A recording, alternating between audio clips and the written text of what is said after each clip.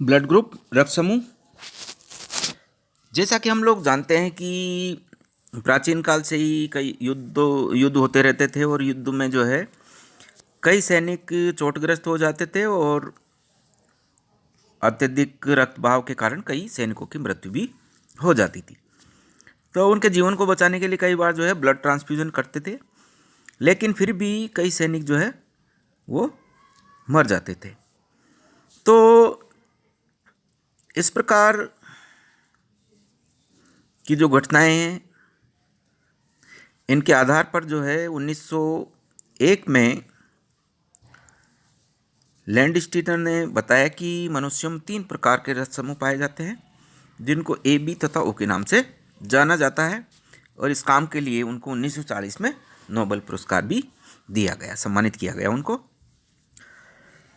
अब उसके बाद में जो है मस्टीन जो है उन्होंने वंशागति का अध्ययन किया और ये पाया कि ये जितने भी ब्लड ग्रुप है ये सब के सब जो है मेंडल के वंशागति के सिद्धांत का पालन करते हैं। और उसके बाद में जो है लैंडस्टीनर और लेविन ने जो है 1926 में MNP और RH आदि ब्लड ग्रुप की भी खोज की, जो आनुवंशिक दृष्टि से और एंथ्रोपोलॉजिकल दृष्टि से उपयोगी साबित हुए हैं। रक्त समूह का जब हम लोग वर्गीकरण करते हैं तो इनको 2 समूह में बांट सकते हैं। एक तो प्राइवेट ब्लड ग्रुप है, जो एक डेफिनेट कबीले के व्यक्तियों में पाए जाते हैं, जैसे लेवी है, बी है, WR है, इस प्रकार के। और दूसरे जो है वो सामान्य रक्त समूह हैं, जो सामान्यतः सभी व्यक्तियों में पाए जाते हैं। इनमें ABO है, RH है, MNP, केल है, लूथरन है, लेविस है, किड है, डफी है, डिगो है, कॉम्ब्रोक है, एम्बर्गर आदि आदि। अब उसके बाद में रक्त समूह की जैव रासायनिक और आनुवंशिकी के बारे में लोगों ने क्या बताया उसके ऊपर चर्चा करते हैं। शरीर के अन्य कार्यों की तरह ही रक्त समूह का निर्धारण गुणसूत्रों पर उपस्थित जीन के द्वारा किया जाता है और प्रत्येक जीन में अनेक एलील पाए जाते हैं। लेकिन एक समय में होमोलोगस गुणसूत्रों में संगत जो लोकस है वहाँ पर केवल 2 ही एलील पाए जाते हैं। लेकिन एक समय में 2 ही एलील पाए जाती हैं, बात सही है। प्रत्येक रक्त समूह का निर्धारण जो अलग अलग जीन के द्वारा होता है तथा एक समूह में पाई जाने वाली विभिन्नताओं का नियंत्रक भी एक जीन के अलग अलग एलील के द्वारा किया जाता है। और रक्त समूह की जो वंशागति है वो मेंडल के नियमानुसार होती है। एक एलील द्वारा एक प्रकार के एंटीजन का संश्लेषण होता है, जबकि दूसरे एलील के द्वारा दूसरे प्रकार के एंटीजन का संश्लेषण होता है। RBC की जो सेल मेम्ब्रेन होती है उसके ऊपर कुछ एंटीजन्स पाए जाते हैं, जिनको एग्लूटिनोजन कहते हैं, और ब्लड प्लाज्मा जो होता है उसमें एंटीबॉडीज पाई जाती है। अब चर्चा करते हैं हम लोग ABO रक्त समूह की। मानव में ABO लोकस पर 3 सामान्य एलील पाए जाते हैं, IA, IB और I0। ABO लोकस पर उपस्थित एलील रक्त कणिकाओं की पृष्ठ सतह पर उपस्थित ग्लाइकोलिपिड्स का जो प्रकार है उसको नियंत्रित करती है। यह नियंत्रण RBC में संश्लेषित ग्लाइकोसिड ट्रांसफेरेज के द्वारा होता है। RBC में उपस्थित ग्लाइकोलिपिड्स एंटीजन निर्धारण में सहायक होते हैं और ये एंटीजन रक्त सीरम में उपस्थित विशिष्ट एंटीबॉडी के साथ में क्रिया करते हैं।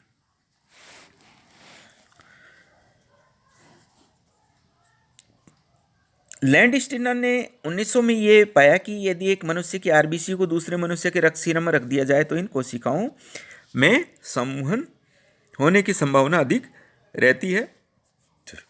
यदि ऐसे मनुष्य के मध्य ब्लड ट्रांसफ्यूजन किया जाए तो मनुष्य की मृत्यु हो सकती है। और RBC की जो मेम्ब्रेन है उसमें 2 प्रकार के एंटीजन A और एंटीजन B उपस्थित होते हैं। इसी प्रकार ब्लड प्लाज्मा में एंटीबॉडी A और एंटीबॉडी B उपस्थित होती है। RBC में उपस्थित एंटीजन के आधार पर रक्त समूह 4 प्रकार के बताए गए हैं। ब्लड ग्रुप A जो है उसकी RBC में एंटीजन A पाया जाता है और ब्लड प्लाज्मा में एंटीबॉडी B पाई जाती है। ब्लड ग्रुप B, इनकी RBC में एंटीजन B पाया जाता है और ब्लड प्लाज्मा जो है उसमें एंटीबॉडी A पाई जाती है। रक्त समूह AB रक्त समूह ए बी की जो आरबीसी है उसमें एंटीजन ए और बी दोनों उपस्थित होते हैं, लेकिन रक्त सीरम में कोई एंटीबॉडी नहीं पाई जाती है, जैसा कि आप टेबल में देख रहे हैं। रक्त समूह ओ, इस रक्त समूह की आरबीसी में कोई एंटीजन नहीं पाया जाता, लेकिन ब्लड प्लाज्मा में एंटीबॉडी ए और बी दोनों पाई जाती है।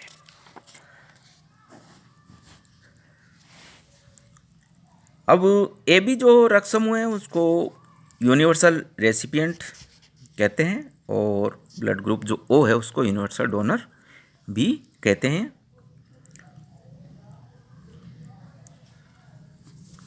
कौन सा ब्लड ग्रुप किससे ब्लड ले सकता है, किसको दे सकता है, इसके लिए ये टेबल है red blood cell compatibility table है कि जो रेसिपिएंट है किस किस से ले सकता है, और ये प्लाज्मा कंपेटिबिलिटी टेबल है।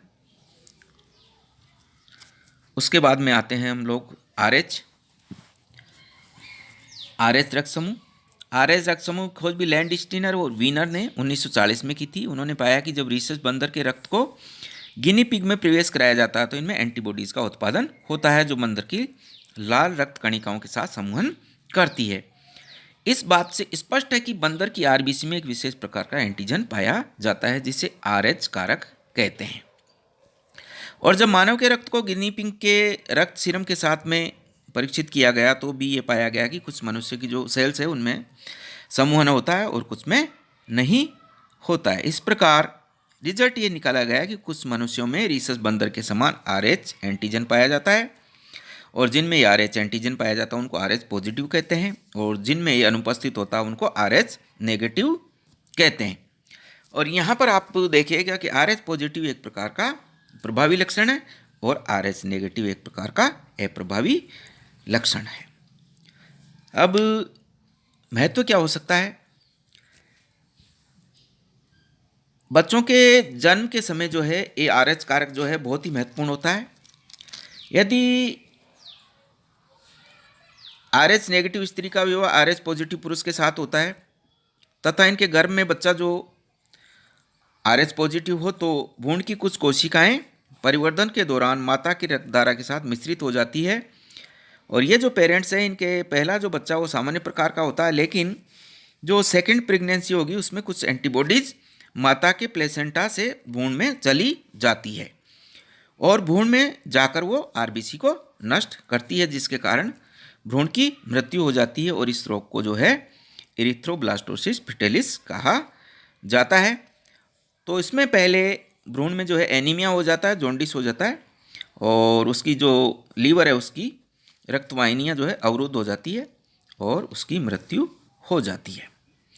अब देखा यह गया है कि यूरोपीय जो देश है वहाँ 85% जो है मनुष्य आरएच पॉजिटिव हैं और 15% आरएच नेगेटिव है, जबकि भारत में लगभग 93% जो है पॉपुलेशन हमारी आरएच पॉजिटिव और 7% पॉपुलेशन जो है वो आरएच नेगेटिव है।